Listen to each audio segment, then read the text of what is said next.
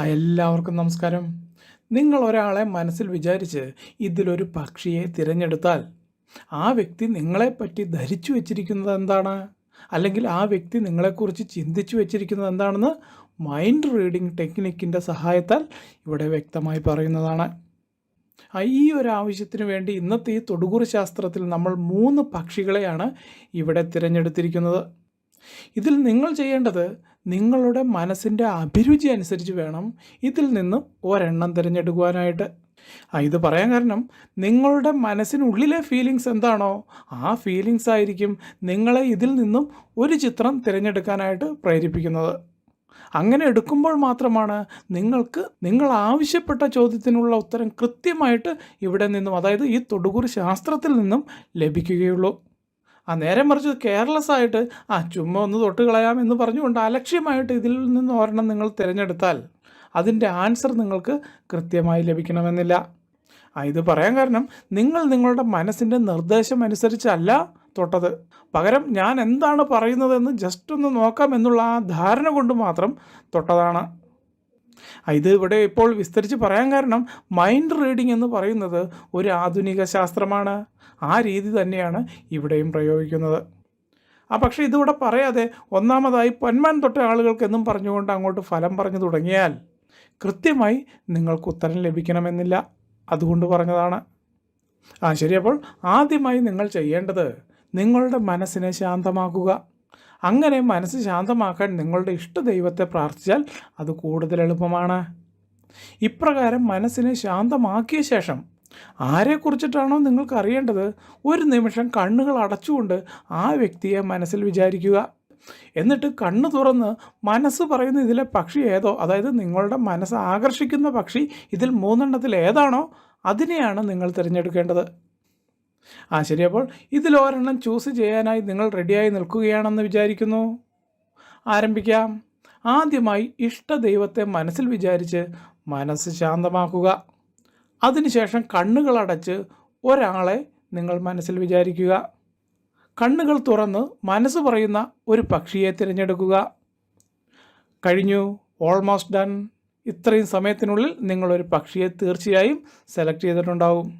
ആ പക്ഷിയുടെ പേര് കമൻറ്റ് ബോക്സിൽ കുറിക്കണമെങ്കിൽ അങ്ങനെ കുറിക്കാം, ഇല്ലെങ്കിൽ നിങ്ങളുടെ ഓർമ്മയിൽ തന്നെ വെച്ചാൽ മതി.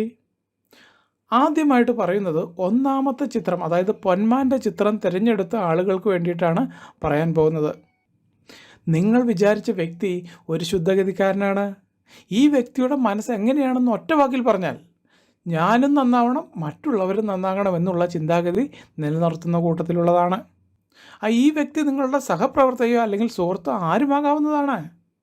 പെട്ടെന്ന് ദേഷ്യപ്പെട്ട് നിങ്ങളോട് എന്തെങ്കിലും പറയുമെങ്കിലും പിന്നീട് അയാൾ തന്നെ വിചാരിക്കും നിങ്ങളോട് അങ്ങനെ പറഞ്ഞത് ശരിയായില്ല എന്ന്. അങ്ങനത്തെ ഒരു മനസ്സിനുടമയാണ് അയാൾ. അതുപോലെ തന്നെ കാര്യങ്ങളെല്ലാം വളരെ വേഗത്തിൽ നടന്നു കിട്ടണമെന്ന് കുട്ടികളെപ്പോലെ ശാഠ്യം പിടിക്കുന്ന ഒരു സ്വഭാവ പ്രകൃതം അയാൾക്കുണ്ട്. ഈ പറഞ്ഞ വ്യക്തിയുടെ സ്വഭാവവും പ്രകൃതവും വാക്കുകളും നിങ്ങളെ പലപ്പോഴായിട്ട് വേദനിപ്പിച്ചിട്ടുണ്ടെങ്കിലും നിങ്ങളത് ക്ഷമിച്ച് സഹിച്ച് മുന്നോട്ട് പോവുകയാണ്. ചില വേളകളിൽ നിങ്ങൾ ഈ തിരഞ്ഞെടുത്ത വ്യക്തിയുടെ ചെയ്തികൾ നിങ്ങളെ വല്ലാതെ ദേഷ്യം പിടിപ്പിച്ചിട്ടുണ്ട്. പക്ഷേ അയാളുടെ മനസ്സിൽ നിങ്ങളൊരു ശത്രുവല്ല, പകരം മിത്രമാണ്. എന്നാൽ മറ്റുള്ളവരുടെ വാക്കുകൾ കേട്ട് നിങ്ങളെ അയാൾ പല പ്രാവശ്യം തെറ്റിദ്ധരിച്ചിട്ടുമുണ്ട്, കുറ്റപ്പെടുത്തിയിട്ടുമുണ്ട്. പിന്നീട് അതിൻ്റെ നിജസ്ഥിതി അറിഞ്ഞപ്പോൾ അയാൾക്ക് നിങ്ങളെ ഫേസ് ചെയ്യാൻ ധൈര്യമില്ലാതെയായിപ്പോയി. അതുപോലെ തന്നെ ഇയാൾ കുറച്ച് ദിവസം നല്ല രീതിയിൽ പോകും, എന്നാൽ പിന്നീട് വരുന്ന ദിവസങ്ങളിൽ അതിന് നേരെ വിപരീത സ്വഭാവമായിരിക്കും നിങ്ങളോട് കാണിക്കുക. ഇത് നിങ്ങളെ പലപ്പോഴും അത്ഭുതപ്പെടുത്തിയിട്ടുമുണ്ട്, ദേഷ്യം പിടിപ്പിച്ചിട്ടുമുണ്ട്. പക്ഷേ ഇങ്ങനെയൊക്കെയാണ് നിങ്ങളോട് പെരുമാറുന്നതെങ്കിലും അയാൾ പിന്നീട് ഒറ്റയ്ക്കിരുന്ന് എൻ്റെ ദുഃഖങ്ങൾ ആരോട് പറയാനാണ് എന്ന ധാരണയോടുകൂടി സങ്കടപ്പെടുന്ന ഒരു മാനസികാവസ്ഥയ്ക്കുടമയാണ്. ഇത്രയും കാര്യങ്ങളാണ് ഒന്നാമതായി പൊന്മാൻ തിരഞ്ഞെടുത്ത ആളുകൾക്ക് മൈൻഡ് റീഡിങ്ങിൻ്റെ ഭാഗമായിട്ട് പറയാനുള്ളത്. ഇപ്പോൾ ഇവിടെ ഞാൻ ഈ പറഞ്ഞതിൽ എത്രത്തോളം നിങ്ങൾ യോജിക്കുന്നുണ്ട് എന്ന് ദയവായി കമൻറ്റ് ബോക്സിൽ രേഖപ്പെടുത്തുക. അത് നമ്മളെല്ലാവർക്കും ഒരുപോലെ ഉപകാരപ്പെടുന്നതാണ്. ഇനി രണ്ടാമത് പറയുന്നത് തത്തയെ തിരഞ്ഞെടുത്ത ആളുകൾക്ക് വേണ്ടിയിട്ടുള്ളതാണ്. നിങ്ങൾ തിരഞ്ഞെടുത്ത വ്യക്തി, അതായത് മനസ്സിൽ ചിന്തിച്ച വ്യക്തി, ആളൊരു പാവത്താനാണ്. ഈ വ്യക്തിയുടെ മനസ്സ് എങ്ങനെയാണെന്ന് ഒറ്റ വാക്കിൽ പറഞ്ഞാൽ എനിക്കെന്ത് സംഭവിച്ചാലും കുഴപ്പമില്ല, മറ്റുള്ളവർ സന്തോഷമായിരുന്നാൽ മാത്രം മതി എന്നുള്ള ചിന്താഗതിയുള്ള വ്യക്തിയാണ് ഇയാൾ. ഇത് നിങ്ങളുടെ കൂട്ടുകാരിയായിരിക്കാം, അല്ലെങ്കിൽ ഓഫീസിൽ ഒന്നിച്ച് ജോലി ചെയ്യുന്ന സഹപ്രവർത്തകയായിരിക്കാം, അതുപോലെ തന്നെ ഏതെങ്കിലും ഒരു ബന്ധത്തിൽപ്പെട്ട വ്യക്തിത്വവുമായിരിക്കാം. ആരായാലും ശരി, നിങ്ങളുടെ മനസ്സിലൂടെ ഞാൻ ആ വ്യക്തിയെ കാണുകയാണ്. നിങ്ങൾ അയാളെ ആത്മാർത്ഥമായിട്ട് വിശ്വസിക്കുന്നുണ്ട്. പക്ഷേ അയാൾ അങ്ങനെ ഒരു ആത്മാർത്ഥത നിങ്ങളോട് കാണിക്കുന്നില്ല.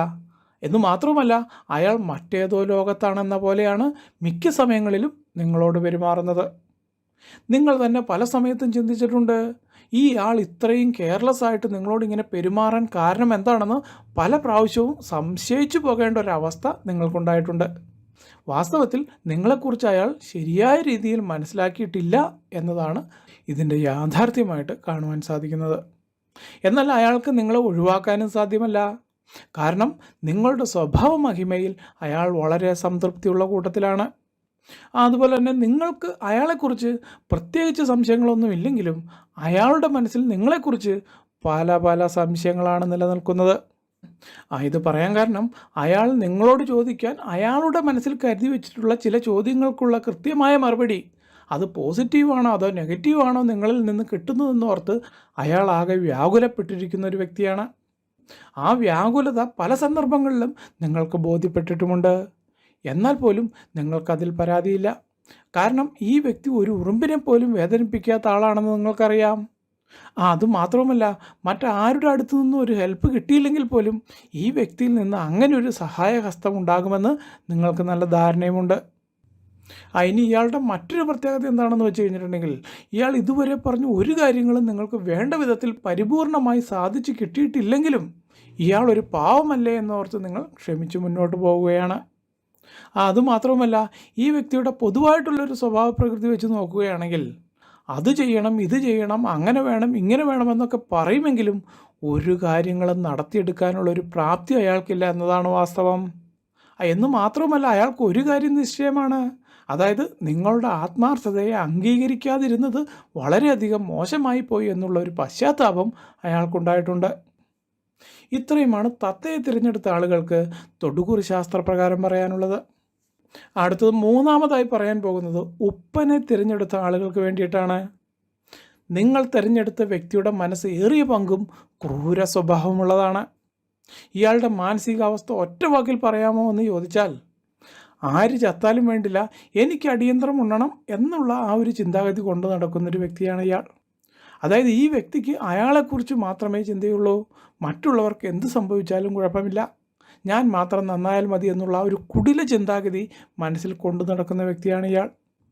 അതുപോലെ തന്നെ ഒരു ദയയുമില്ലാത്ത പെരുമാറ്റം, പരുഷമായ വാക്കുകൾ സംസാരിക്കുക, ഇങ്ങനെയാണ് പൊതുവായിട്ടുള്ള ഈ വ്യക്തിയുടെ പ്രകൃതമായിട്ട് കാണുന്നത്. എന്നാൽ ആരെ വഞ്ചിച്ചും പണം നേടാനുള്ള ഒരു മിടുക്ക് ഈ വ്യക്തിയെപ്പോലെ മറ്റൊരാൾക്കും നിങ്ങൾ കണ്ടിട്ടുണ്ടാവില്ല. എന്നാൽ ഈ വ്യക്തിക്ക് ഉള്ളിൽ ഭയമുണ്ടെങ്കിലും അത് നിങ്ങളോട് പുറത്ത് കാണിക്കാത്ത രീതിയിലാണ് പെരുമാറുന്നത്. പക്ഷേ ഈ വ്യക്തിക്ക് വാസ്തവത്തിൽ ഒരു കാര്യം മനസ്സിലായിട്ടുണ്ട്. മറ്റുള്ളവരെ പലതും പറഞ്ഞ് മയക്കി ചൂഷണം ചെയ്യുന്നത് പോലെ നിങ്ങൾ അത്ര പെട്ടെന്നൊന്നും വഴങ്ങുന്ന ടൈപ്പല്ല എന്ന് അവർക്ക് ബോധ്യപ്പെട്ടിട്ടുണ്ട്. അതുപോലെ തന്നെ വളരെയധികം ഭക്ഷണത്തോട് താല്പര്യമുള്ള ഒരു സ്വഭാവ പ്രകൃതിയാണ് ഈ വ്യക്തിയുടേത്. വാസ്തവത്തിൽ ഇയാളോടൊപ്പമുള്ള സഹവാസം നിങ്ങൾക്ക് പ്രത്യേകിച്ച് ഗുണമൊന്നും ചെയ്യില്ല എന്ന് മാത്രമല്ല, അത്യാവശ്യം സന്ദർഭങ്ങളിൽ നിങ്ങളോട് കടം ചോദിക്കാനും എന്നാൽ അത് തിരികെ തരാൻ കൂട്ടാക്കാത്ത ഒരു സ്വഭാവ പ്രകൃതമുള്ള വ്യക്തിയും കൂടിയാണ് ഇയാൾ. അതുപോലെ തന്നെ ഈ വ്യക്തി പരദൂഷണം പറയാൻ വളരെയധികം താല്പര്യമുള്ള കൂട്ടത്തിലാണ്. ഈ വ്യക്തിയുടെ മറ്റൊരു പ്രധാന പ്രത്യേകത എന്തെന്നാൽ, സ്വന്തം കയ്യിൽ നിന്നും പണം മുടക്കാതെ അന്യരുടെ പണം കൊണ്ട് ഭക്ഷണപാനീയങ്ങൾ ആസ്വദിക്കുകയും തത്സമയം മറ്റുള്ളവരുടെ കുറ്റവും കുറവും കണ്ടുപിടിച്ച് അത് പെരുപ്പിച്ച് കാണിച്ച് അതിൽ ആനന്ദം കൊള്ളുന്ന ഒരു സ്വഭാവ പ്രകൃതമാണ് ഈ വ്യക്തിയുടേത്. അതുകൊണ്ട് തന്നെ നിങ്ങൾക്ക് അത്ര താല്പര്യമില്ലെങ്കിലും എന്തെങ്കിലും ആകട്ടെ, ക്ഷമിച്ചേക്കാം എന്ന ധാരണയോടുകൂടി നിങ്ങൾ ഈ വ്യക്തിയുമായി സഹകരിച്ച് മുന്നോട്ട് പോയിക്കൊണ്ടിരിക്കുകയാണ്. വളരെയധികം ശ്രദ്ധിച്ചിടപെട്ടില്ലെങ്കിൽ അവസരം കിട്ടിയാൽ നിങ്ങളെ ചൂഷണം ചെയ്യാനും മടിക്കാത്തൊരു വ്യക്തിയാണ് ഇവിടെ നിങ്ങൾ മനസ്സിൽ സങ്കല്പിച്ചിരിക്കുന്നത്. ഇത്രയുമാണ് ഉപ്പനെ മനസ്സിൻ്റെ നിർദ്ദേശപ്രകാരം തിരഞ്ഞെടുത്ത ആളുകൾക്ക് വേണ്ടിയിട്ട് പറയാനുള്ളത്. ഇപ്പോഴിവിടെ മൈൻഡ് റീഡിംഗ് തൊടുകുറി ശാസ്ത്രപ്രകാരം നിങ്ങൾക്കറിയേണ്ട വ്യക്തിയുടെ മനസ്സ് അപ്രകാരമാണ് നിങ്ങളെക്കുറിച്ച് ചിന്തിച്ചു വച്ചിരിക്കുന്നതെന്നും ആ വ്യക്തിയിൽ നിന്നും നിങ്ങൾക്ക് എന്തെല്ലാം പ്രതീക്ഷിക്കാമെന്നും ഏകദേശം നിങ്ങൾക്കൊരു ധാരണ കിട്ടിയിട്ടുണ്ടെന്ന് കരുതുന്നു. ഇത്രയും കാര്യങ്ങളാണ് ഇതിൽ പറയാനുള്ളത്. എല്ലാവർക്കും നല്ലൊരു ദിവസം ആശംസിച്ചുകൊണ്ട് നിർത്തുന്നു. നന്ദി, നമസ്കാരം.